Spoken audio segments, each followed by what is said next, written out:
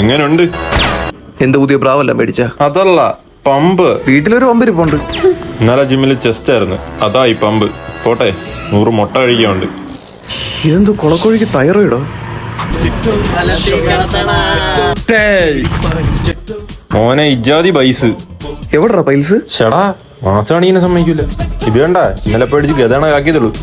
ഇതേതാ ഈ ശോഷിച്ച ഗത? ഷടാ, മസിൽ കാരണം ഇരിക്കാനും വയ്യല്ലേ.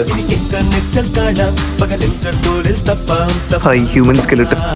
എന്റെ വിങ്സ് കണ്ടാമാര് ഞെട്ടിക്കാണ്. അവന്റെ കശത്തത് നാരങ്ങ. ഇന്നലെ ജിമ്മിൽ വിങ്സ് ആയിരുന്നായിരിക്കണം. നമുക്ക് പോവാം.